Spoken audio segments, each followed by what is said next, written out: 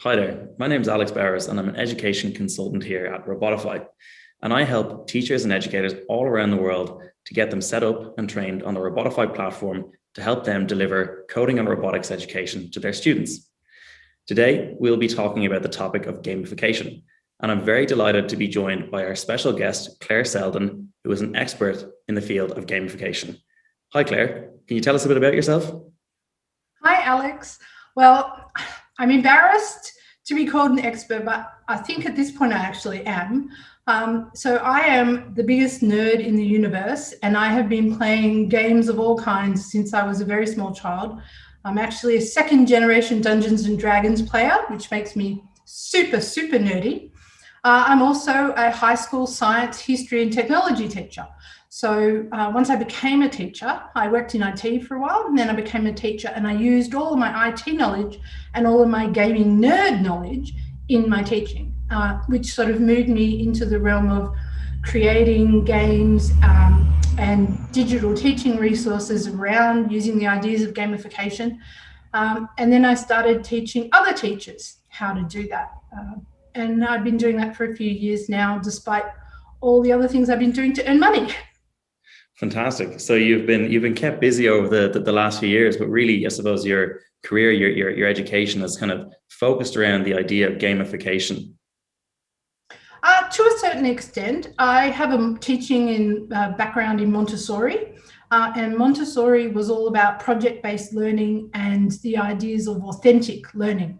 And gamification is actually a really great way to do project-based learning and authentic learning if it's done well, particularly if you incorporate the idea of story in anything that you're creating that's gamified, because students of all age, and I'm a high school teacher, but I have worked with upper primary students. It doesn't matter how old. In fact, frankly, your grandma is more engaged when you add a story around an activity or an idea. It's one of the really a basic ways that humans communicate, and education is essentially just communication. So when you are trying to communicate to a student in a way that allows them to use that knowledge or that skills or that understanding and then naturally communicate that to somebody else, gamification is a really great way of ensuring that learning process is engaging and that it takes place. And we know from the research that the more engaged a student is, the more likely they are to retain the knowledge and skills, and the more likely they are to persist. And persistence is this interesting thing that sort of comes up in education a lot, and it's underscores a lot of gamification, because students have to persist to learn, and it doesn't matter whether they're persisting on their times table or their reading or their coding skills or solving a chemistry equation in senior level chemistry. Nobody gets stuff the first time, and if they do, then they just progress to something that's harder that they don't get the first time. So what we want in education is for students to practice those skills and practice applying their knowledge in as many different ways and cases as possible, so that it becomes sort of intrinsic to them. That matters for their job. It matters, unfortunately, for exams. As a Montessori teacher, I'm not mad keen on exams, but I understand that in the modern education system, in order to succeed in exams, the more that you have your knowledge at your fingertips without having to think about it, the better. And gamification can really give you that as a strategy. I'll give you an example. So my husband is a maths teacher, high school teacher. And one of the things that he was taught was that the more a student can do mental arithmetic and the less they have to use a calculator for basic functions, the higher they do in a maths exam. And the reason for that is, one, because once your brain knows something, you can do it a lot faster than a calculator. And two, once something becomes that intrinsic knowledge, then there's less chance for error. So if you're doing a 10-step math problem and 5 of those steps are things you can do mentally, knowing that you're 100% going to get them right, you are just going to have more success. And one of the ways traditional mathematics teaching does is it requires the students to do different problems using the same formula or solution over and over until they recognize when and how to apply those problem-solving methods. gamification can give you that same level of practice in multiple different ways, but it's more engaging than 10 problems on a page. There is a famous maths teacher in Australia. His name's Eddie Wu, and he came in the top 10 teachers of the world a couple of years ago. He's written books. He's an amazing guy. And one of his go-to strategies for ensuring students are engaged and do more work than they would otherwise is gamification. He doesn't necessarily call it gamification. He might now, but when I first heard him speak, he wasn't talking about it as gamification, but he was telling us, this huge crowd of teachers who were all eagerly listening to this world-class teacher, how he engaged his bottom class year 9 students who weren't super engaged in math, let me tell you, but what they were engaged with was playing silly little games, which happened to get them to do maths problems. And he said, if I gave them a sheet with 10 maths problems, they might do 2. I gave them a game, and in order to beat their mate, they did 20 maths problems. And they didn't think that they were doing 20 maths problems. They didn't care that they were doing 20 maths problems. What they cared about was that they were having fun and practicing a skill. And to me, gamification, it can be as simple as that. Now, I would consider that form of gamification to be chocolate-covered broccoli. And what I mean by that is that really sophisticated gamification is much more than simple basic rewards, randomizing, or a bit of competition. They all work. They 100% work. But there are much more complicated, sophisticated ways that you can gamify. And in my personal opinion, Robotify is one of those examples. So there are educational programs that give students points, badges, scores, shiny bright lights. There's a reading program that gives kids rewards that they can then go and use to play stupid games, for example. So the more books you read, the more points you get, the more games you can play. It works. It's, in my opinion, not the best. And part of the reason is because if it becomes competitive, some students are always going to lose out.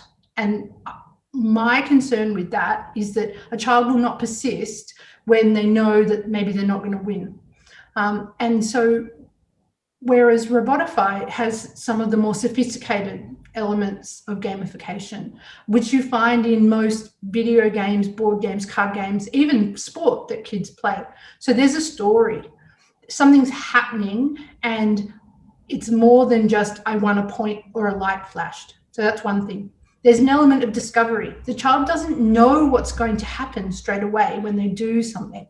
And if you look at the really great educational games, they all have elements of discovery. Like most of the people listening to this, Alex, you might not because you're a little bit younger, but there was this amazing video game in the 80s called Where in the World is Carmen Sandiego? And most people my age, around 40, loved that game, and we played it endlessly. And part of it was because you had to discover things. You had to discover where she was, and it didn't matter. Like I must have played that game multiple times because it randomly generated stuff. It was not the same every time. And you actually had to, in order to figure out what the flag was or what country she'd gone to, you actually had to discover stuff. And you also within the game had to discover things. But then at the same time, what you get is feedback. So when you're coding in Robotify, when you're going around Carmen Sandiego, when you're building something in Minecraft, what you find is that these games that are educational give you this feedback. So you as a learner, you're discovering something, but when it's wrong, you know that it's wrong. And one of the things we find in a classroom where there's one teacher and 30 students is that it is not always possible to give students the timely feedback that they need. And it's one of the reasons why educational programs of all kinds are so valuable, is precisely because the teacher can be freed up for explanations. So let's say I've got a class of students and they're all using an educational game, then if it's a good game, it is giving them feedback. It is when they make a mistake, it is prompting them, it is suggesting, it is letting them know that it's a mistake so then they can have another go. Now, if they have 3 goes and they still can't figure it out, then I, as a trained educator, can come and give them that prompt, can come and give them that extra help. But the other students are not held back because I can't give them feedback. And I do find that when I'm using educational games of all different kinds, and this could be a board game, it could be a card game, it doesn't need to be digital, but any of those games, a just element of discovery, problem solving, which we haven't really talked about yet, but it's also one of the really key elements of a great gamified experience in education, is that the student has to use their brain. They can't just button mash. And I guess that's something we were talking about. So sorry, audience, but Alex and I were talking earlier before we cut from Adam. Hi, Adam. And we were talking about the difference between an educational game or a gamified educational experience and just a game. And I think, as we said earlier, Alex, that that's really important to mention when we're talking about this, because there are some games that can be educational. I mentioned Minecraft earlier. And look, you can learn stuff from, maybe not Monopoly, I don't think that's a very good game to begin with, but you can learn stuff from your average board game. You can definitely learn stuff from Minecraft, all sorts of other games, but sometimes what you're learning is Twitch skills, like how to hunt somebody down and shoot them. And that's, as a Montessori teacher, not my thing at all. And so I think sometimes people hear gamification or games in the classroom and that's what they think. They think, oh, the kids are wasting time, they're trolling each other, maybe, you know. And what you need to think about is, are they either using a game for educational purposes, or are they interacting with a specifically designed gamified experience that utilizes what makes games engaging? The reason why we play soccer for hours, football, the reason we play football for hours, the reason that cricket, I love cricket. So, you know, why do I spend 5 days in a row for 8 hours in front of the television watching cricket? Well, because it's amazing. Because there is a story, because there is discovery, what's going to happen next, because there's strategy and watching them choose what ball to bowl, who's going to bat, all that kind of stuff. There is strategy, there is problem solving, there is thinking in that. And students get a benefit from playing sport that isn't just physical, it's intellectual as well. That if I design a well-crafted, gamified learning experience like Robotify, then my students have a chance to benefit from all those things that make games engaging within an educational paradigm. So when they're in that group experience doing their hands-on robotics and problem solving, I want that coding thinking to be in their head. I want it intrinsic. And when they have one-on-one experience with this gamified coding platform, that's what they're getting, is that one-on-one, hands-on. I'm getting instant feedback, I'm discovering this, I'm problem solving, and I'm practicing those skills in multiple different environments, flying drones, underwater submersibles, Mars rovers, battles, robo-duels, super excited for that they're applying those skills in multiple different contexts. And now I think I've started to trail and possibly talk too long. Sorry, Alex. Not at all, Claire. I feel like we could listen to you speak all day about this topic. It has been so incredibly interesting. Thank you so much for your time. Unfortunately, that is all we have time for today. But Claire, thank you for joining us. And I'm now going to pass it back over to Adam.